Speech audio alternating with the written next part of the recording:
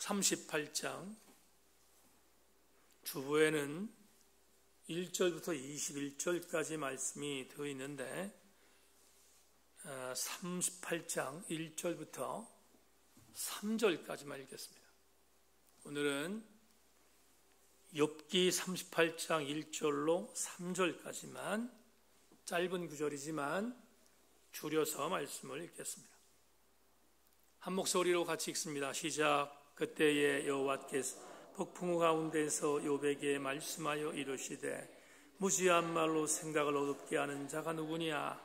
너는 대장부처럼 허리를 묶고 내가 내게 묻는 것을 대답할지니라. 아멘. 주보 잠깐 볼까요? 주보를 보십시다.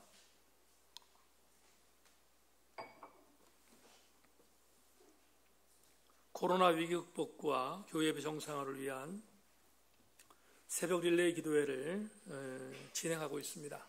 지금 당회원 장로님들 나오셔서 사역의 첫 출발을 잘 감당하고 있습니다. 계속해서 기도해 주기를 부탁하고요. 그리고 6월 9일부터 30일까지 거리두기 셀 대신방으로, 가정에서는 비대면으로, 그리고 교회에서는 대면으로 대신방 진행됩니다. 별지에 나오는 스케줄 보시고요. 대신방 기도해 주실 수 있기를 바랍니다. 소그룹 모임은 지금 이모저모로 여러 가지 어려운 환경이라서 제가 추후에 다시 한번 사태를 보고 공지하겠습니다. 오프라인 예배에 최선을 다할 예배는 최선을 다할 수 있기를 바라고, 소그룹 모임은 사태를 보고 다시 한번 공지하겠다는 것 기억하시길 바라고요. 크로스의 8기생들 마찬가지 6월달 한 달 동안 신청을 받겠습니다. 7월달에 강의를 시작하려고 하는데 하나님의 좋은 결과 주실 줄로 믿고, 이번 토요일날 교회 청소를 하겠습니다. 여러 가지 많은 사역들 잘 감당해 주기를 바라고요. 한국독립교연합회에 탈퇴 공문을 어제 보냈습니다. 그리고 우리 교회가 간판 공사도 마쳤습니다. 이제 우리 나사렛 성결교단의 사역을 잘 감당, 우리 교회가 되기를 바라고, 그리고 대학 입시를 앞두고 있는 우리 수험생들을 위해서 기도해 주시고, 양우가 공군 소위로 임관했다 말씀드렸는데 주특기 교육에 들어갔습니다. 4주 동안 건강하게 잘 교육 마칠 수 있도록 기도해 주실 수 있기를 다시 한번 부탁 말씀을 올려드립니다. 자, 찬송 한 장 더 합시다. 430장 찬송하고 말씀 나누죠. 430장 찬송 부르고 말씀 나누겠습니다.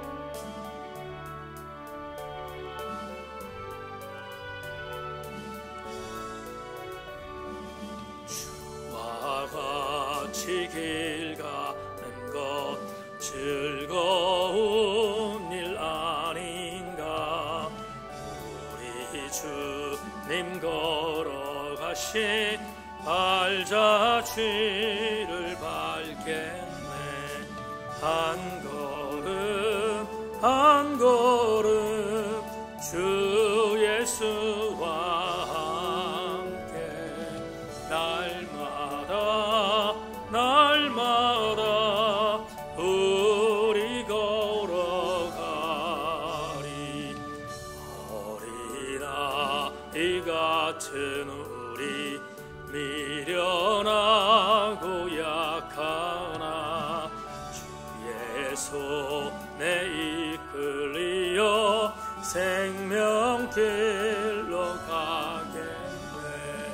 한 걸음 한 걸음 주 예수와 함께 날마다 날마다 우리 걸어가리. 꽃이 피는 들판이나 험한 골짜기라도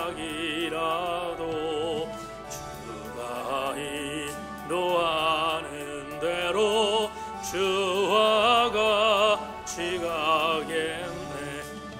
한 걸음 한 걸음 주 예수와 함께 날마다 날마다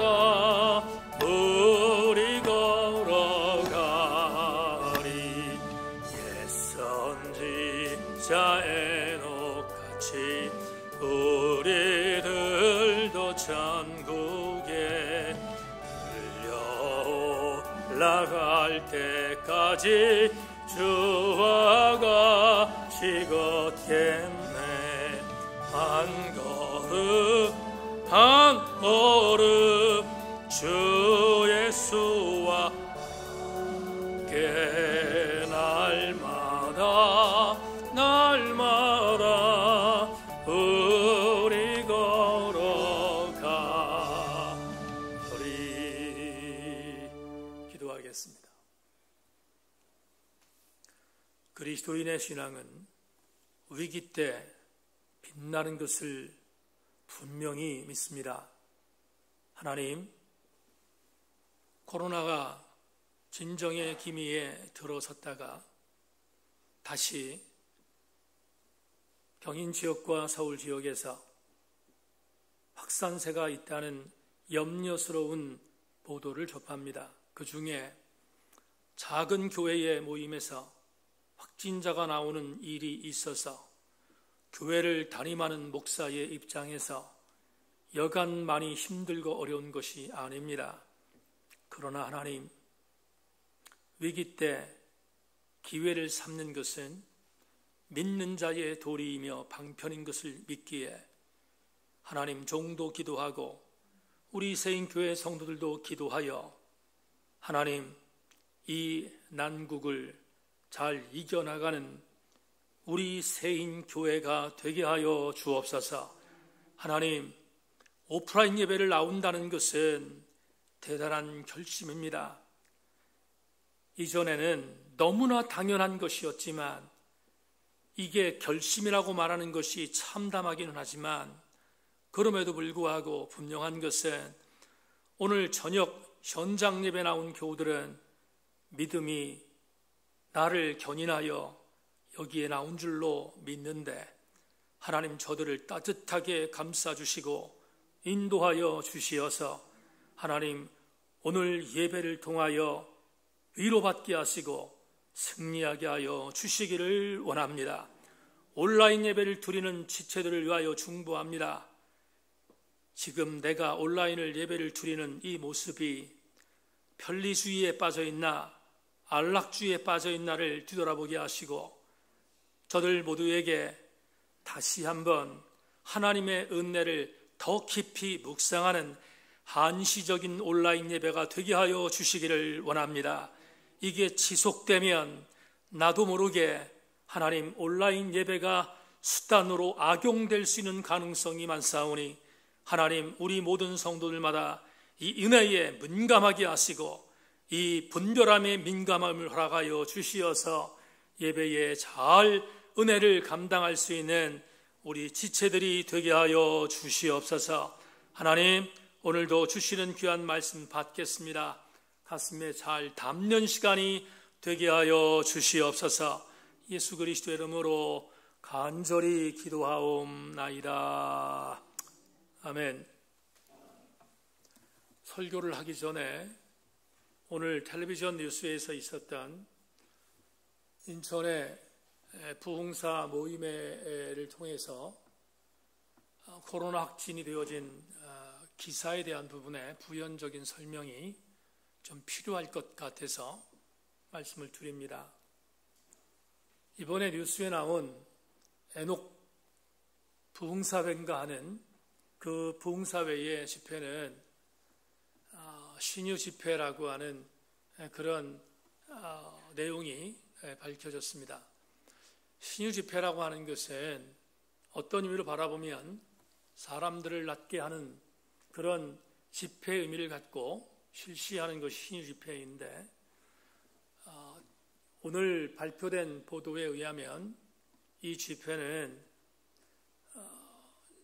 우리가 일반적인 생각을 할 때 상식적인 분위기 안에서 이루어진 그런 부흥사경회나 아니면 말씀사경회의 입장이 아닌 상당히 신비주의적인 차원에 있어서 이루어진 집회였다는 소식을 듣게 되었습니다. 그래서 오늘 그 소식을 친구 목사들 전부가 함께 공유해서 각 섬기는 교회 교우들에게 이 내용들을 전달하기로 해서 오늘 여러분들에게 말씀을 드립니다. 사랑하는 교우 여러분, 가장 상식적인 부분을 함께 우리가 나누고 그 상식의 부분에 있어서 말씀의 은혜를 나누는 것이 그 어느 때보다 중요한 시기를 보내고 있는데, 우리 교회도 지난 주일날 제가 잠깐 말씀을 드렸지만 성령의 의미를 신비주의화시키는 일과 함께 대단히 위험한 일들을 경계하고, 그리고 말씀에 비추어 어떤 것도 말씀보다 위에 서지 않도록 최선을 다하는 것이 우리가 해야 할 대단히 중요한 신앙의 선택이라는 것을 명심하고, 우리 세인교회는 상식에 벗어나지 않는 예배와 은혜가 흘러넘치는 교회 공동체가 되기를 주님의 이름으로 축원합니다.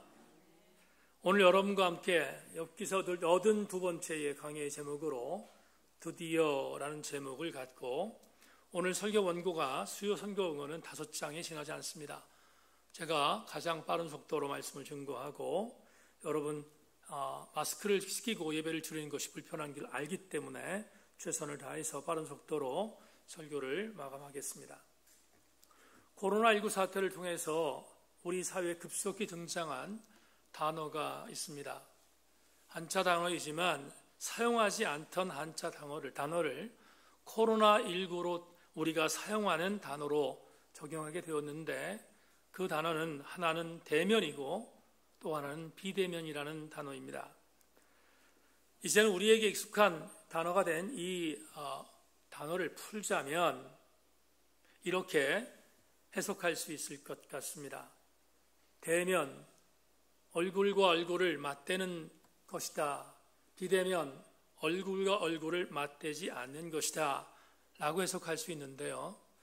우리가 6월 둘째 주부터 시작하는 셀 대신방을 예로 드십시다. 셀 대신방을 가정에서 한 가정 담임 목사가 가서 예배를 인도하면 그건 대면입니다. 그러나 거리두기를 갖고 서로 보지 않는 상태에서 예배를 드린다면 지금 온라인 예배를 드리는 성도들이 저와 비대면 예배를 드리는 경우가 될 것입니다. 그래서 어떤 의미로 바라보면 온라인 예배는 비대면 예배이고, 오프라인 예배, 여러분 나오셔서 예배를 드리는 것은 대면 예배인 셈이다 라고 해석해도 큰 오해가 없을 걸로 생각을 합니다. 그런데 제가 오늘 대면과 비대면의 이야기를 하는 이유는 이런 이유 때문입니다. 오늘 우리가 보는 욥기서 38장은 여러 차례 말씀을 드렸지만 그동안 침묵하고 계시던 하나님께서 드디어 욥에게 현현 나타나시는 장면이다 하는 것을 말씀을 드렸는데, 그렇다면 오늘부터 우리가 공부하게 되는 38장부터 42장 전반부까지 야훼 하나님과 욥이 서로 대면하여 대화하는 장면이라고 해석하면 여러분들이 이해하기 쉬울 것 같습니다. 반면 우리가 굉장히 오랫동안 살펴봤던 3장부터 37장까지 욥, 엘리바스, 빌닷, 소발이라고 하는 이 3명의 친구와 엘리후라고 하는 젊은 변론자와 더불어 5명이 나누었던 이 나눔은 말 그대로 대면 토론인 셈이었습니다. 그런데 이 대면 토론을 하던 5명의 사람들이 치열하게 공방을 서로 벌일 때 하나님은 철저하게 비대면으로 침묵하고 계셨습니다. 그리고 침묵하셨던 하나님께서 드디어 비대면의 영역에서 대면의 영역으로 내려오시는 장면이 오늘 본문부터 시작됩니다. 38장이라고 하는 이 욥기서는 마지막 42장까지 대단히 중요한 단락인 것을 많은 구약학자들이 말하고 있고 저 역시 그렇게 인정합니다. 오늘 여러분 비대면에서 대면으로 내려오신 하나님의 일하심을 오늘부터 살펴보겠는데, 저는 특별히 1절을 읽다 보면 1절에 있는 말씀을 제가 이 38장을 시작하는 1절의 말씀을 보다 보면 아주 오래전에 보았던 영화 미션이라는 영화가 생각이 납니다.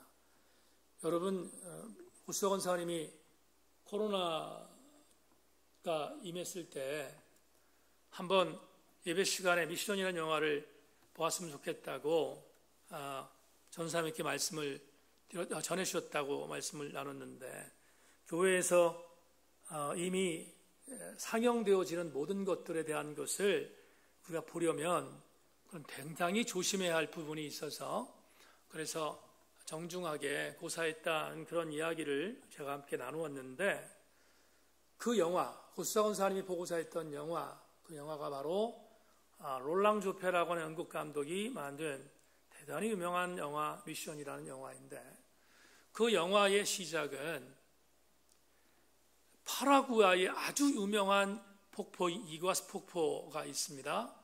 근데 그 이과스 폭포의 부족 중에 과란이라고 하는 부족이 있는데, 그 과란이라는 부족에게 천주교 신부가 들어가서 복음을 증거하다 핍박을 당합니다. 그리고 핍박을 당한 그 신부가 십자가 형틀에 묶여서 이구아스 폭포로 떨어지는 순교의 장면부터 시작이 되는데, 그 장면을 보면서 엄청난 충격을 받았던 기억이 지금도 있습니다. 근데 여러분, 왜 제가 오늘 1절을 보면 이 영화가 생각이 나는가? 그 신부가 십자가 형틀에 묶여서 이과스 폭포라는 어마어마한 폭포에 떨어지는 장면을 볼 때 이과스 폭포에 압도되었던 기억이 있어요. 여러분, 그 사제가, 그 신부가 떨어져 죽어요. 이과스 폭포의 십자가 틀에 묶여서 떨어져 죽어요. 죽는데 순교잖아요. 핍박이란 말이죠. 근데 하나님은 그 사역을 통해서 말씀하셨어요. 영화는 그 다음에 신부들이 들어가 과란이족을 완전히 복음화시켜서 지구상에서 가장 아름다운 음악이 흘러나오는 천상의 마을로 만드는 장면이 그 영화의 압권입니다. 압권. 그러면 제가 오늘 왜 이 미션이라는 영화를 말씀을 드리는가? 여러분과 함께 먼저 1절을 보죠. 1절을 먼저 보겠습니다. 1절 같이 한번 읽어볼까요? 1절입니다. 시작. 그때에 여호와께서 폭풍우 가운데서 욥에게 말씀하여 이르시되. 자, 이제 주목하십시다. 비대면으로 계셨던 하나님께서 대면으로 나타난 현상의 장면은 폭풍우 가운데 오셨다 이렇게 말하잖아요. 폭풍우 가운데 욥에게 오셨어요. 이게 왜 영화 미션과 연관이 되는가? 오늘 공교롭게 제 원고에 고수자 권사님 그런 글이 없는데 오늘 고 권사님 얘기 한번 더 해야 되겠네요. 이사야 55장 말씀, 제가 지금도 기억이 나는데 새벽에 성경을 읽다가 고 권사님 이 부분을 읽으면서 굉장히 많이 우셨던 기억이 있는데 그 장면을 여러분과 함께 나누어야겠습니다. 이건 제 원고에 있습니다. 이사야 55장 8절로 11절을 여러분 자막 보십시오. 이는 내 생각이 너희 생각과 다르며 내 길은 너희 길과 다름이니라. 여호와의 말씀이니라. 이는 하늘이 땅보다 높음같이 내 길은 너희 길보다 높으며 내 생각은 너희 생각보다 높음이니라. 이는 비와 눈이 하늘로부터 내려서 그리로 되돌아가지 아니하고 땅을 적셔서 소출이 나게 하며 싹이 나게 하여 파종하는 자에게는 종자를 주며 먹는 자에게는 양식을 줌과 같이 내 입에서 나가는 말도 이와 같이 헛되이 내게로 되돌아오지 아니하고 나의 기뻐하는 뜻을 이루며 내가 보낸 일에 형통함이니라. 다 같이 아멘. 이 구절을 제가 기억하는 이유는 권사님 이 말씀을 듣고 은혜를 받았다는 부분도 있지만 저는 오히려 말이에요, 이 구절 중에서 제가 정말로 이 구절 중에 가슴에 와닿았던 구절은 이거예요. 내 입에서 나가는 말도 이와 같이 헛되이 내게로 되돌아오지 않게 할 것이다. 여러분, 이게 무슨 말입니까? 야훼 하나님께서 뭔가 계획이 있으셔서 그 계획된 말씀을 뱉으셨어요. 야훼 하나님께서 내뱉으셨어요. 그러면 야훼 하나님이 내뱉으신 이 말씀은 대전제가 있어요. 어떤 전제입니까? 한 번 내뱉으신 하나님 말씀은 하나님께 되돌아오지 않는 말이 되게 하겠다는 거예요. 이 말을 직설하면 무슨 말이 됩니까? 하나님이 한 번 선언하신 말씀은 절대로 헛된 말이 아니라는 거예요. 헛되지 않다는 거예요. 우리 인간이 내뱉는 말은 수없이 헛되지만 하나님은 내가 한 번 말한 말은 절대로 헛되지 않도록 하겠다는 대단히 중요한 메시지가 이사야 55장에 들어 있습니다. 이 말을 조금 더 강조하겠습니다. 하나님의 말씀은 그만큼 영적인 무게감이 있다 이 말이에요.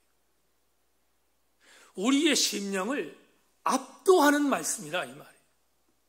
하나님의 말씀은 절대로 인간이 내뱉는 말처럼 가볍지 않다는 거예요. 그러면 하나님은 우리가 믿는 하나님은 한 번 당신이 선포하셨거나 한 번 하나님께서 내뱉으신 말을 절대로 다시 되돌아오지 않도록 만들겠다고 약속하셨다면 우리 그리스도인들은 어떤 교훈을 받아야 되겠습니까? 이 자리에 예배를 드리는 오프라인 예배 나와서 예배를 드리는 여러분이나 이 시간 온라인을 통하여 예배를 드리는 우리 교회 성도들이나 이 이사야 55장에 있는 이 말씀을 통하여 우리가 어떤 은혜를 받아야 되겠습니까? 이런 은혜예요. 하나님 말씀은 절대로 가볍지 않다는 것을 전제할 때 하나님께서는 우리에게 말씀하시는 일체의 말씀 속에 영적인 무게감을 갖고 선포하셨다면 우리도 우리의 말을 내뱉을 때 우리의 말이 가볍지 않도록 영적으로 절대로 천박하지 않도록 우리도 우리의 말을 조심해야 되겠다 하는 것이 이 말씀 속에 있어요. 여러분 이런 생각해 봅시다. 무려 4장부터 37장까지 우리 공부했어요. 지난 80회 정도의 강의를 통해서 공부했는데 얼마나 엄청난 말이 왔다 갔다 했습니까? 욥이 한마디 하면 엘리바스가 공격하고 엘리바스가 한마디 하면 욥이 공격하고 빌다시 한번 공격하면 엘리바스가 받고 욥이 받고 욥이 한번 말하면 빌다시 말하고 소발이 말하면 욥이 대꾸하고 욥이 말하면 소발이 대꾸하고 얼마나 치열하게 봤어요. 두 번에 걸친 사이클을 통하여 얼마나 치열하게 봤습니까? 뿐만 아니라 32장부터 37장까지는 엘리후가 또 나서서 엘리후도 그렇게 말했잖아요. 욥에게 수없이 공격했습니다. 엘리후 역시 본인의 말을 증거했다는 거예요. 그러면 4장부터 37장까지 얼마나 치열한 논쟁과 얼마나 치열한 인간의 말이 왔다 갔다 했겠습니까? 그럴 때 우리가 한번 이런 상상을 해봅시다. 하나님께서 매 장마다 욥이 한번 말하면 하나님 나오시고 소발이 말하면 하나님 나오시고 빌다시만 하나님 나오시고 하나님은 충분히 그럴 수 있는 능력이 있었어요. 왜냐하면 5명의 사람이 말하고 있었던 일체의 말들은 진리가 아니었거든요. 그들의 입에서 내뱉은 그들의 신앙적인 언어였지 그게 정답이 아니었단 말이에요. 그러면 정답이 아니라면 정답을 갖고 계신 하나님께서는 그 정답을 즉시 말할 수 있었는데 놀라운 사실이 있어요. 뭡니까? 하나님은 37장까지 꿈쩍도 안 하세요. 한마디 말씀을 안 하셨어요. 이 말을 조금 신앙적인 언어로 말해볼까요? 바꿔볼까요? 하나님은 참고 기다리셨다. 이 말이에요. 하나님은 참고 기다리셨어요. 또 참고 기다리셨어요. 그러다가 참고 기다리시다가 오늘 본문 38장 전까지 참다가 오늘 본문에서 드디어 욥에게 신학적인 용어 써서 미안합니다. 하나님이 나타나실 때는 언제나 세오판이라고 합니다. 그걸 현현이라는 말로 쓰는데 하나님께서 욥에게 드디어 오늘 설교 제목처럼 현현하셨어요. 그러면 이런 생각이 들어요. 이렇게 참으셨던 주님, 이렇게 기다리셨던 주님, 그분이 오늘 본문에서 내뱉는 말은 절대로 가벼울 수 없잖아요. 즉흥적으로 하나님께서 말씀하신 것이 아니란 말이죠. 다른 말로 표현하면 하나님은 되짚고 또 되짚고 곱씹고 또 곱씹다가 37장까지 참으시다가 38장에서 드디어 당신의 뜻을 말씀하셨다. 그러면 이렇게 해석해도 무리 아닙니다. 하나님이 조금 전에 이사야 55장 말씀처럼 내가 한번 내뱉은 말은 나에게 다시 헛되게 돌아오지 않도록 만들겠다는 말에 아멘 해야 되지 않겠습니까? 정답이에요. 이렇게 많은 생각 가운데서 또 생각하고 생각하셨다가 드디어 38장에서 나타나신 하나님께서 욥에게 무슨 말씀하셨습니까? 오늘 2절과 3절은 앞으로 하나님께서 욥에게 말씀하시는 내용의 대단히 중요한 서론이에요. 무슨 말씀하셨습니까? 그렇게 참으셨던 하나님께서 오셔서 무슨 말씀하셨을까? 여러분, 오늘 본문 2절을 보겠습니다. 2절. 무지한 말로 생각을 어둡게 하는 자가 누구인가? 다시 무지한 말로 생각을 어둡게 하는 자가 누구인가? 야훼 하나님께서 욥에게 나타나셔서 하셨던 일성은 이런 말씀입니다. 욥아, 4장부터 37장까지 너를 비롯하여 너의 친구 3명 그리고 엘리후까지 내가 5명의 소리를 들었는데 결론이 뭐예요? 너희 말이 무지하다는 거예요. 여러분, 인간을 깔보는 게 아니라 하나님의 입장에서 바라볼 때 5명이 치열하게 논쟁했을지라도 그 논쟁은 인간의 말이지 하나님 말이 아니었단 말이죠. 하나님의 측면에서 바라볼 때 5명이 말하는 건 무지의 극치였을 거예요. 무지의 극치였을 거예요. 그래서 욥에게 선전포고식으로 말씀합니다. 이렇게 말씀하셨습니다. 이제 오늘 본문 여러분 3절을 읽겠습니다. 3절 이렇게 말합니다. 너는 대장부처럼 허리를 묶고 내가 내게 묻는 것을 대답할지니라. 여러분, 이 구절에서 우린 굉장히 각오를 새롭게 해야 돼요. 욥에게 주셨더니 하나님 말씀은 오늘 우리에게 주시는 것이잖아요. 법륜이라는 승려가 텔레비전 방송국에 나와서 인기가 굉장히 좋습니다. 즉문즉답, 즉문즉설이라는 말로 누군가 질문하면 곧바로 그 법륜이 대답을 합니다. 근데 사람들이 열광해요. 그런데 말이에요. 제가 법륜을 폄훼하는 것이 아니라 아주 웃겨요. 대단히 웃겨요. 아무것도 아니야. 그냥 아무것도 아닌 행복 강의고 아무것도 아닌 평범한 말을 하는데 그냥 여기에 모이는 청중들은 법륜이 말했다는 한 가지 이유 때문에 열광해요. 근데 말입니다. 법륜의 말에 열광할 거 없어요. 오늘 하나님께서 욥에게 이렇게 말씀합니다. 욥아, 너는 대장부처럼 허리를 묶고 내가 내게 묻는 것을 대답할지어다. 이 말이 무슨 말입니까? 여러분에게 오늘 두 가지로 욥기서의 강해의 말씀을 이 메시지 속에 담겨있는 은혜를 두 가지 나누려고 하는데 여러분의 가슴에 새길 수 있기를 바랍니다. 허리를 묶어서 내가 내게 묻는 것을 대답하라는 이 주님의 말씀엔 두 가지 영적인 교훈이 담겨 있어요. 첫째, 성도는 반드시 들을 수 있는 말을 하는 주인공이 되라는 거예요.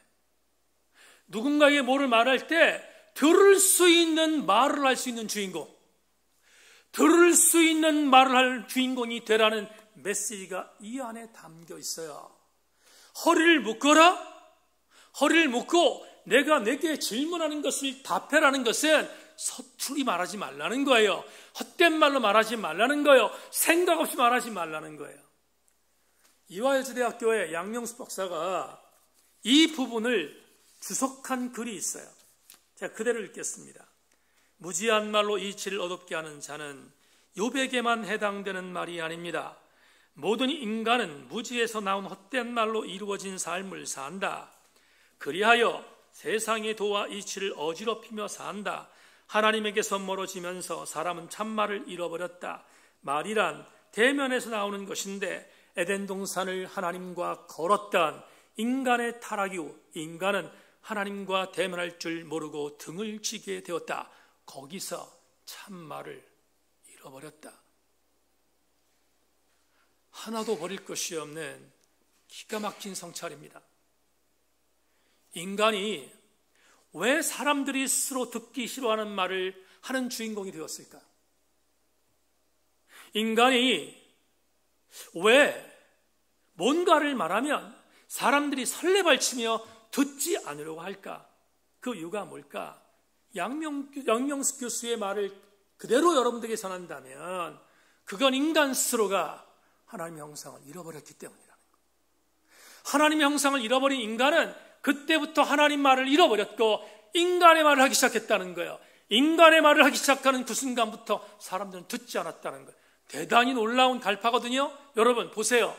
나도 인간인데 내가 하는 말을 저 사람이 듣지 않아.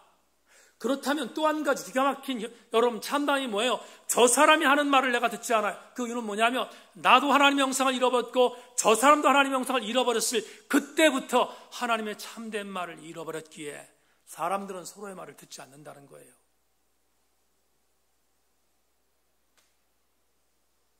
저는 양명수 교수의 말이 인류 대학에 있는 교수의 말이라서 받는 게 아니고요. 이거 정말로 기가 막힌 말 아닙니까? 에덴 동산과 등기면서부터 인간은 하나님의 언어를 잃어버렸어. 그러다 보니까 내 말을 해요. 내 말을 하면서 인간은 어떤 말을 해도 그 말은 헛된 말로 들리고 있다 이 말이에요. 제가 여러분에게 아주 솔직담백한 이야기를 하나 하겠습니다. 저 같은 목사들은요, 다른 목사들의 설교를 듣는 것을 별로 좋아하지 않아요. 그 이유 중에 저도 포함됩니다. 여러분, 제가 저를 배제하는 게 아니에요. 저도 포함되는데요. 왜 다른 목사님의 설교를 듣지 않느냐? 이유는 이런 경우 때문에 내가 너보다 설교를 잘해. 그 마음이 있어요. 그래서 설교를 안 들으려고 해요. 근데 저는 또 하나가 있어요. 여러분, 내가 너보다 설교를 잘해가 아니라 또 하나가 있는데 뭐가 하냐면 내가 당신의 설교를 듣고 싶은데 은혜를 좀 달라는 거예요. 은혜를.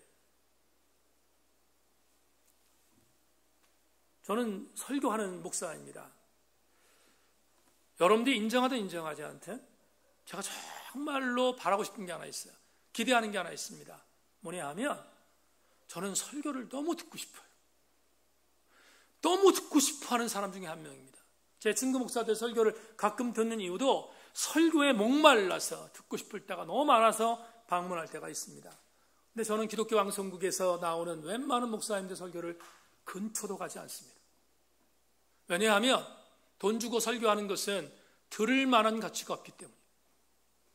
상당수 많은 기독교 텔레비전에 있는 목회자들의 설교는 돈 주고 하는 설교이기 때문에 들을 만한 가치가 없어요. 그런데 지금 은퇴하셨는데 양평에서 은퇴하셔서 지금은 영성훈련에 전담하고 있는 이명수 목사님의 설교를 예전에 참 많이 들었습니다. 이명수 목사님의 설교 들을 때마다 눈물이 났어요. 얼마나 내 심령을 흔드는지. 그러다가 영성과 지성이 있는 설교를 저에게 전해주셨던 분이 이재철 목사님이라서 은퇴하시기 전까지 그분의 설교는 거의 다 섭렵했습니다. 지금도 그분의 설교가 너무 그리워요. 그리고 지성적인 부분에 있어서 저를 많이 터치해주는 김기성 목사는 두말할 나위 없습니다. 김영목 목사도 마찬가지고요. 그렇게 설교를 듣습니다. 그리고 이럴 때가 있어요. 그분의 설교들을 들으면 내 영혼의 각박함, 내 영혼의 목마름이 그 설교 한 편을 통하여 내가 다시 살아나는 느낌을 가질 때가 얼마나 많은지 모릅니다. 이걸 왜 지금 이 말씀을 드리는가? 이런 겁니다. 사랑하는 교우들이여, 말씀을 전하는 목사로서 말씀을 전할 때 먼저 영적으로 충만하지 않으면 절대로 말씀을 전할 수 없잖아요. 그래서 내 신앙이 살기 위하여, 나도 살기 위하여 다른 영성 있는 목사님의 설교를 듣는다는 것을 여러분에게 고백하기 위해서 지금 이 말씀을 드리고 있습니다. 그런데 말이에요, 하물며 야훼 하나님의 말씀은 나를 얼마나 영적으로 흥분시키시겠습니까? 내가 존경하는 목사님들의 설교도 나를 흥분시키는데 살아계신 하나님 말씀, 야훼 하나님 말씀이 내 심령을 얼마나 타격하겠냐고. 그러므로 우리는 이 부분을 생각해야 돼요. 하나님께서 오늘 욥에게 3절에서 말합니다. 너는 대장부처럼 허리를 묶고 내가 내게 묻는 것을 대답할지라고 명령하셨다면, 내가 어떤 말을 누군가에게 뭔가를 얘기한다거나 아니면 하나님 말씀에 내가 응답하기 위해서는 허리를 묶어야 돼요. 허리를 묶지 않으면 대답할 수 없어요. 또 하나, 묻는 말에 대답하기 위해서는 내가 영적으로 준비되어야 돼. 영적으로 준비되지 않는 한 나는 하나님 말씀에 대답할 수 있는 자격이 없기 때문에 그래요. 그러려면 우리가 한 가지 명심해야 할 것이 있습니다. 사랑하는 오늘 새인교회 성도 여러분, 들을 수 있는 말만 할 수 있으려면 내가 뭔가를 행할 때 누군가의 나의 말을 들을 수 있는 말을 하려고 한다면 내가 명심해야 할 게 있습니다. 그건 뭐냐면 나에게 살아계신 야훼 하나님 말씀에서 빗나가지 말아야 돼요. 내가 야훼 하나님 말씀에서 빗나가면 나는 어떠한 말을 해도 내 말을 사람들이 듣지 않아요. 듣지 않는다고요. 내가 아무렇지 않은 것처럼 한 말이 있어요. 그런데 그 말이 듣는 말이 돼. 그 말이 듣는 말이 될 때 그때 일어나는 전제가 있습니다. 그 전제는 철저하게 하나님 말씀에 붙들려 있는 말씀이라는 거예요. 저는 오늘 우리 새인교회 성도들이 하나님 말씀에 붙들려서 여러분들이 어떤 말을 내뱉으면 그 말씀이 듣는 자로 하여금 영적 영향을 받을 수 있는 말이 되기를 소망하고, 더불어 여러분들은 그 말을 책임질 수 있는 하나님의 주인공들 될 수 있기를 주님의 이름으로 축원합니다. 김기성 목사님의 욥이라는 책에서 이런 말씀이 나와요. 성숙한 믿음이란 하나님에 대해서라면 모를 것이 없는 것처럼 저신한 것이 아니라 우리가 아는 것이 너무 작다는 사실을 인정하는 것입니다. 여러분, 누군가가 내 말을 들을 수 있는 영적인 선한 말을 하기 위해서는 김기성 목사님의 겉면처럼 말을 줄여야 돼요. 많이 하지 말고. 목회를 30년 넘게 한 목사들에게 주어지는 분별력이 하나 있습니다. 이 분별력은 저뿐만 아니라 저처럼 한 30년 이상 목회한 목사들은 누구나 갖고 있는 분별력일 것입니다. 어떤 분별력이 있냐면 이런 분별력이 있어요. 가까이 하고 싶은 자와 가까이 하고 싶지 않은 자가 있다는 분별력이에요. 목회를 하면서 나는 누군가와 가까이 하고 싶어 하는 자가 있는가 하면 절대로 가까이 하면 안 되는 자가 있구나 하는 분별력을 하나님께서 주실 때가 있습니다. 그런데 어떻게 분별하는가? 대단히 쉽습니다. 아니, 쉬운 건 아니에요. 30년 동안 배워온 영적인 교훈이니까 이것입니다.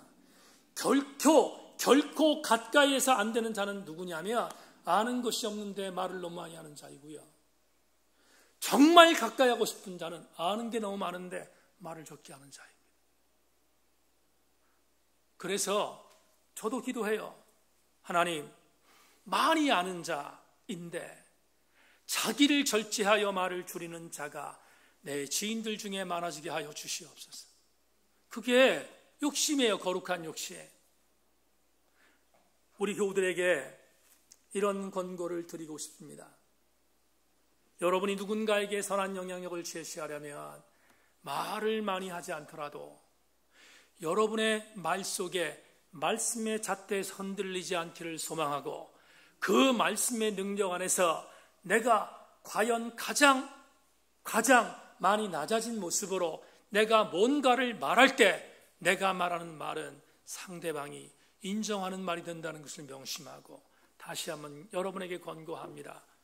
우리 모두 함께 하나님 앞에서나 사람 앞에서 듣는 말을 전할 수 있는 지혜로운 그리스도인들 되실 수 있기를 주님의 이름으로 축원합니다. 마지막 두 번째, 오늘 허리를 묶어라, 그리고 내가 묻는 말에 대답하라 하는 이 말씀 속에 들어있는 두 번째 하나가 있습니다. 그것은 야훼 하나님께서는 반드시 저와 여러분과 함께 소통하고 싶어 한다는 은혜입니다. 주님은 소통하고 싶어 하세요. 1절부터 3절까지 본문을 다시 읽겠습니다. 그때 여호와께서 폭풍 가운데서 욥에게 말씀하여 이르시되 무지한 말로 생각을 어둡게 하는 자가 누구냐? 너는 대장부처럼 허리를 묶고 내가 내게 묻는 것을 대답할지니라. 어떤 뉘앙스가 여러분들에게 풍겨집니까? 아까 말씀드렸어요. 하나님은 욥을 만나시기 위하여 37장까지 참으셨어요. 기다리셨어요. 막말로 얼마나 벼르고 벼르셨겠어요. 욥에게 나타나시기 위해서 얼마나 많이 참으셨겠어요. 그런데 분명한 사실은 그렇게 참으셨던 하나님께서 37장이 지나고 38장에서 폭풍이 가운데 오셔서 욥에게 말씀했습니다. 욥아, 무지한 말로 어지럽게 하지 말아라. 헛된 말이다. 너는 지금부터 내가 하는 말에 허리를 묶고 대답하기를 바란다 라고 말씀하셨다면 다음 주 수요일 때 보겠지만 이제 그 내용으로 들어가겠습니다만은 욥에게 하나님께서 한 절 한 절에 내뱉으시는 모든 말은 욥과 소통하는 것이었어요. 욥과 교제하는 것이었다. 여러분, 야훼 하나님께서 반드시 나와 소통하기를 원하신다는 말은 지난 주일날 설교했던 말과 일맥상통합니다. 성령이 인격적으로 오시는 것처럼 우리 하나님도 우리에게 말씀으로 인격적으로 오신다 이 말이에요. 교제하신다. 아까 첫 번째 단락에서 말씀드렸던 제2 이사야 55장 6절부터 7절 말씀을 여러분 읽어드리겠습니다. 너희는 여호와를 만날 만한 때에 찾으라. 가까이 계실 때에 그를 부르라. 악인은 그의 길을, 불의한 자는 그의 생각을 버리고 여호와께로 돌아오라. 그리하면 그가 긍휼히 여기시리라. 우리가 하나님께로 돌아오라. 그가 너그럽게 용서하시리라. 다시 한번 아멘. 여러분, 이 구절에서 이미 알고 있는 것 간단히 넘어가겠습니다. 너희는 여호와를 만날 만한 때 찾으라. 가까이 계실 때 그를 부르라. 우리 모두 함께 아멘 하잖아요. 얼마나 감동적인 주님의 명령이십니까? 근데 이사야 55장에 있는 7절 말씀은 더 우리에게 감동을 줘요. 뭡니까? 이렇게 말씀하세요. 너희들 중에 악인의 길에 있는가? 너희 중에 불의한 자의 길에 있는가? 내가 너희한테 권고한다. 악인의 길을 돌이켜 불의한 길에서 떠나 나를 찾으라. 내가 너를 만나겠다는 거잖아요. 그러면 우리 하나님은 우리에게 좋을 때만 소통하기를 원하시는 분이 아니라는 거예요. 우리 하나님은 내가 힘들고 어렵고 하나님과 등지고 있을 때도 돌이키기만 하면 나는 너와 소통하고 싶다는 권고를 이사야 55장에서 우리에게 주고 있어요. 결론이 뭡니까? 하나님은 우리에게 언제나 늘 항상 소통하고 싶어 하시는 하나님이시다. 잊지 마십시다. 하나님은 저와 여러분과 교제하기 위하여 언제나 스탠바이 하고 계십니다. 오늘 설교 준비하다가 설교비를 다 마치고 제가 읽은 책 중에 이런 게 나와요. 어떤 글이 나오냐면 이런 글이 나와요. 미국의 한 여성 프리랜서 크리스천인데 지금 미국에서 기독교 방송을 운영하는 아주 유명한 그런 앵커이기도 합니다. 근데 그 자매가 신앙생활을 하는 여정에 자기에게 가장 감동적인 영향을 준 분이 할아버지라는 거예요. 할아버지가 이렇게 자기가 어렸을 때 12살쯤 됐을 때 할아버지가 저한테 자기에게 해주었던 말이 자기 인생 일대에 지금의 자기를 만든 가장 결정적인 말씀이었다는 거예요. 그 말씀이 이런 거예요. 할아버지가 이렇게 말한대요. 조이, 그 여성 앵커 이름이 조이 조순인가 하는데, 조이, 내 사랑하는 손녀야, 너한테 부탁한다 하셨던 말씀이 뭐냐면, 네가 자라면서 성장하면서 세상의 학문들을 많이 접하다 보면 하나님과 떨어지고 싶을 때가 있다. 하나님과 도망가고 싶을 때가 있다. 우리 굉장히 많은 경험들이 있지 않습니까? 하나님에 도망가고 싶을 때가 있다. 그러시면서 그 할아버지가 이 자매에게 이렇게 말하더래요. 사랑하는 내 손녀딸아, 만약에 네가 등지고 하나님을 떠나려면 네가 하나님의 손을 떼어야 한다. 네가 하나님의 손을 떼어야 한다. 왜냐하면 하나님은 단 한 번도 내 손을 놓을 일이 없으니까.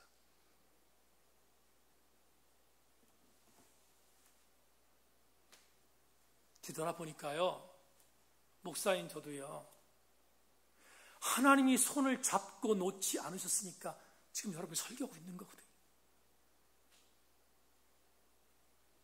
또 한 가지 감사가 뭔지 아십니까? 기대가 뭔지 아십니까? 하나님은 끝까지 손을 놓지 않는 것을 내가 이 땅에서의 생명이 끝날 때까지 끝까지 하신다는 거예요. 하나님은 손을 놓지 않으신다. 그러므로 하나님은 언제나 저와 여러분들에게 교제하고 싶어 하시는 스탠바이의 상황이라는 것을 여러분 잊지 말아요. 말씀 맺겠습니다.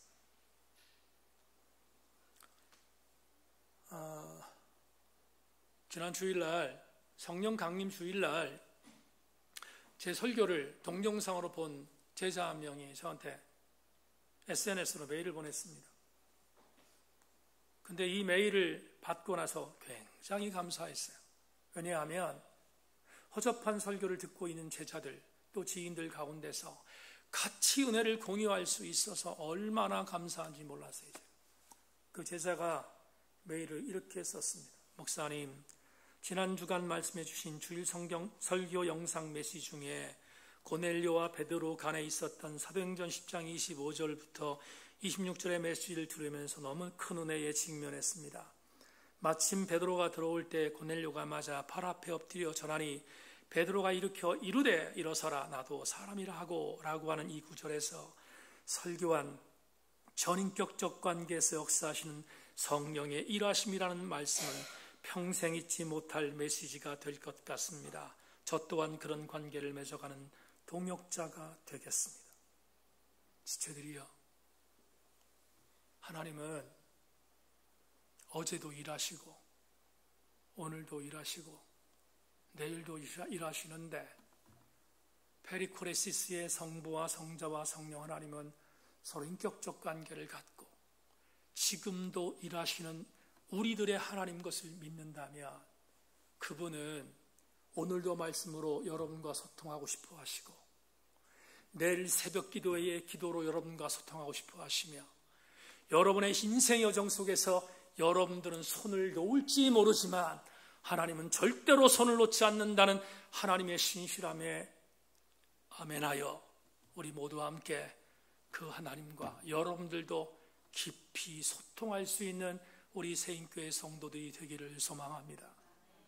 드디어 욥에게 나타나신 하나님, 너무 감사한 것이 있습니다.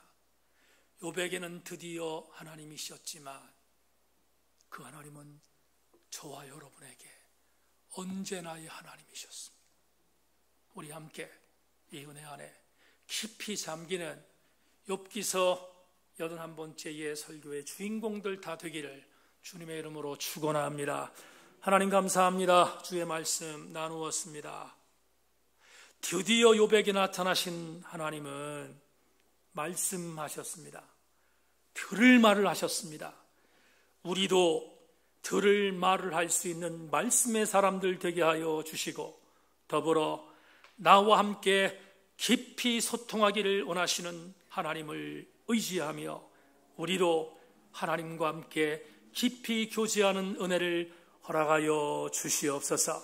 하나님, 오늘 예배에 나와 말씀을 듣고 돌아가는 우리 모든 교우들마다 이 은혜 안에 심잠하게 하여 주시어서 승리하고 돌아가는 우리 성도들 다 되게 하여 주시옵소서. 우리 주 예수 그리스도의 이름으로 기도하옵나이다.